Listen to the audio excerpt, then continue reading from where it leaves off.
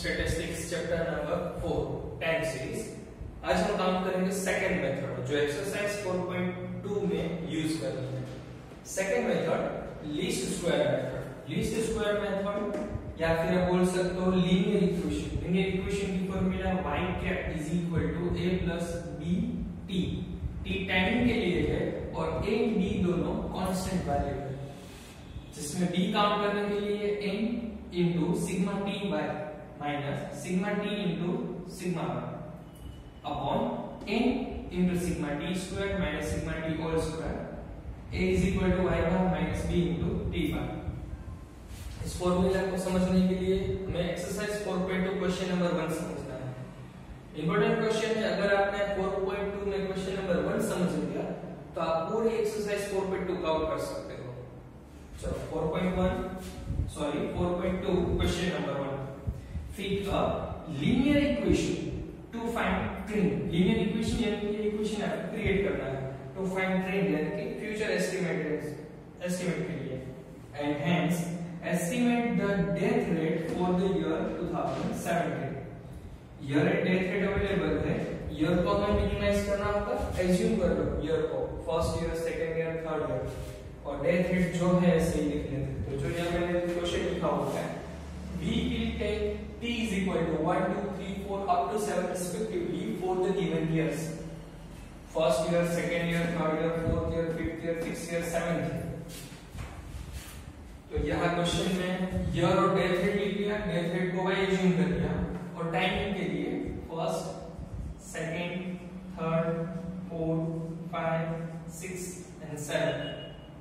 अब एक्स्ट्रा जिसमें constant value का आउट करने के लिए आपको t square and t into y calculate करना है। उसके बाद इसका सभी का टोटल कर दो।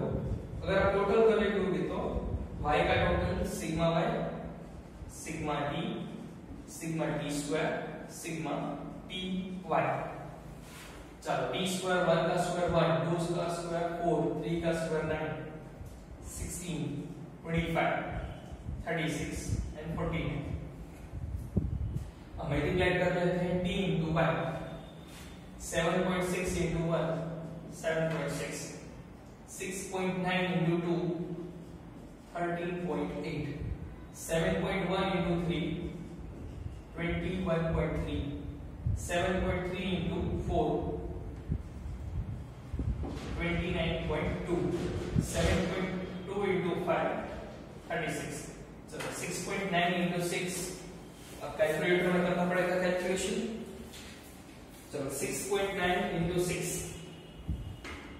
41.4 and 6.9 into 7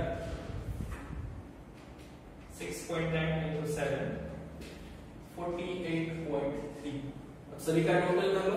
पहले टोटल करेंगे यहाँ death rate 7.6 plus 6.9 plus 7.1 plus 7.3 plus 7.2 plus 6.9 plus 6.9। इसका टोटल रहेगा 49.9।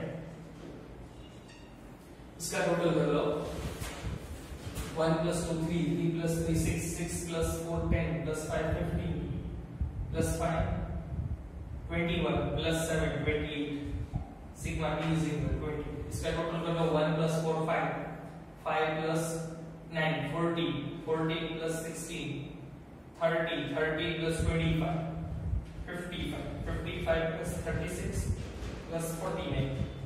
इसका फाइनल टोटल 140। अब इसका टोटल कर लो 7.6 plus 13.8 plus 21.3 plus 29.2 plus 36 plus 41.4 plus 48.4। इसका फाइनल टोटल 197.7।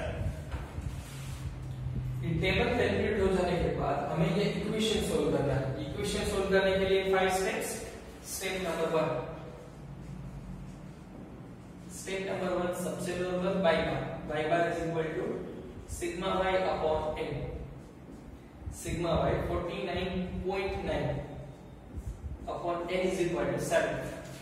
चलो 49.9 अपॉन 7 यानी कि y बार का आंसर होगा आप लोग का 7.13, एक्चुअल में आंसर है 7.1285, तो आप कन्वर्टेड आंसर 2 डिजिट के लिए 7.13 लिख सकते हो।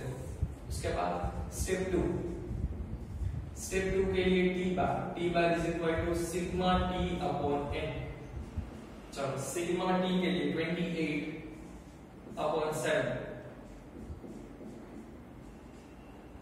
t bar is equal to 4, 28 divided by 7 into 4 28। Step number 3, थोड़ा लेंथी कैलकुलेशन स्टेप नंबर 3 में रहेगा।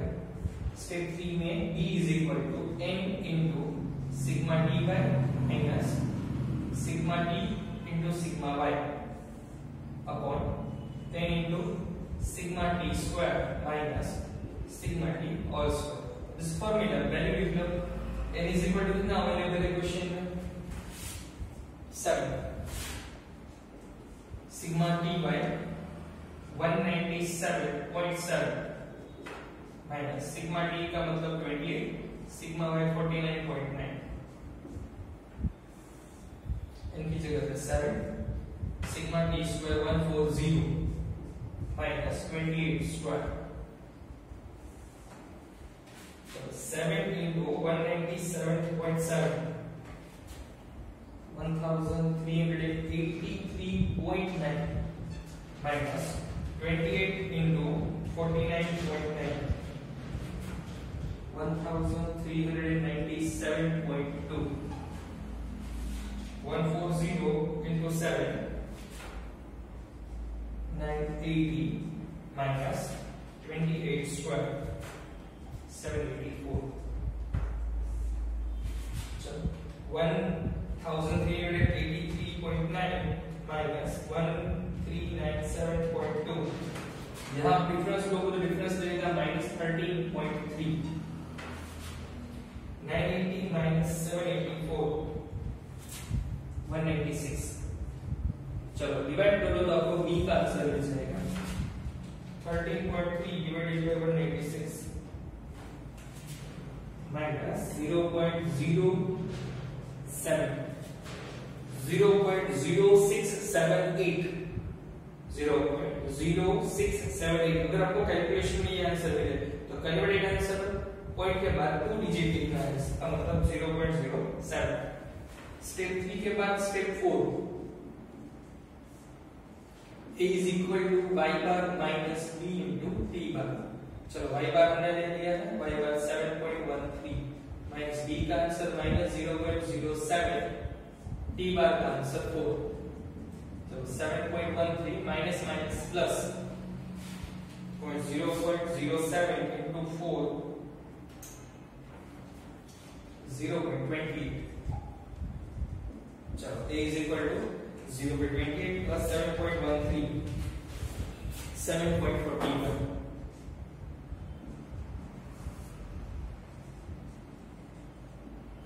स्टेप 4 के बाद स्टेप 5। स्टेप 5 में क्या रहेगा कैलकुलेशन के लिए? Step 5 linear equation.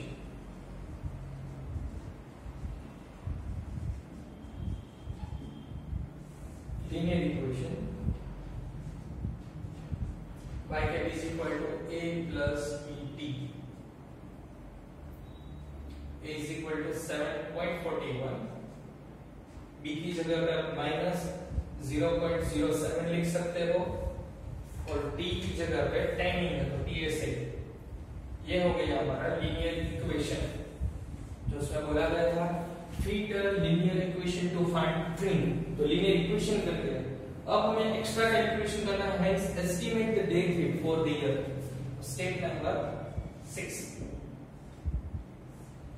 चलो स्टेप नंबर 6 में यही लिख लेता हूं। Step number 6 estimate date for 2017। Here T is equal to, जब T is equal to 2015 था तो 7 था, 16 है तो 8, तो 17 में हो जाएगा 9। Here T is equal to 9 for the year 2017। अब देख सकते हो यहाँ 1 2 3 4 5 6 7 हमने एज्यूम किया था, 16 में 8 और 17 में 9। नाउ अब जब इक्वेशन में वैल्यू लिख दो तो y cap 9 is equal to 7.41 equation minus 0.07 और d की जगह पे 9। चलो 7.41 माइनस 0.07 into 9 0.63। चलो y क्या है 7.41 माइनस 0.63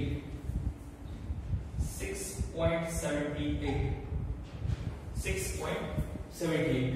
ये हो गया हमारा final calculation.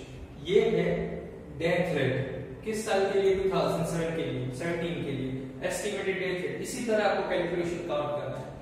Least square method जो ग्राफिकल मेथड से थोड़ी ज्यादा कैलकुलेटेड मेथड है, इसमें आपको कैलकुलेशन जरूर ज्यादा करना है, लेकिन ये परफेक्ट मेथड है, यूज की जा सकती है। Thank you.